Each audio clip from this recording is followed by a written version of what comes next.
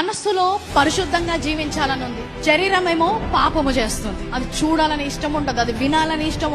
నీ సొంత శక్తిలో ప్రయత్నిస్తుంటావు, కానీ ఏదైతే చేయొద్దు అనుకుంటావో అదే చేస్తుంటావు. గొలియాతు దావీదు పక్క నిల్చుంటే దావీదు యొక్క ఎత్తులో గాని, బరువులో గాని, యుద్ధ సామర్థ్యంలో గాని గొలియాతుని జయించలేడు. ఆయన సొంత శక్తిలో గొలియాతుని జయించలేడు. గొలియాత్ని అక్కడి నుంచి తీసేయలేదు, కానీ గొలియాత్ని జయించే శక్తి దావీదుకి ఇచ్చాడు. నీ పాప విషయంలో కూడా అంతే. నీ పాప విషయంలో కూడా నీ సొంత శక్తితో నీవు గెలవలేవు. ఈ లోకంలో ఆయన పాపాన్ని తొలగించలేదు, కానీ ఆ పాపాన్ని జయించే శక్తి ఆయన కృప ద్వారా మనకు అనుగ్రహిస్తున్నాడు. రోమా 6:14 ఏమంటుందంటే, మీరు కృపకే గాని ధర్మశాస్త్రమునకు లోనైన వారు కారు గనుక పాపము మీ మీద ప్రభుత్వము చేయదు. ఎంతో మంది నీతిగా జీవించడానికి ప్రయత్నించి ఓడిపోయారు. పాపం మీద అధికారము మనకిచ్చాడు.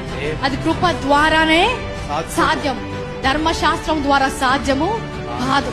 ఆ పాపము ప్రభుత్వము చేయలేదంట. కృప మనకిచ్చింది పాపాన్ని జయించడానికి, పాపంలో జీవించడానికి కాదు. చాలా మంది వాక్యము అర్థము కాక కృపా వాక్యము బోధించబడినప్పుడు పాపాన్ని ప్రోత్సహిస్తున్నారు.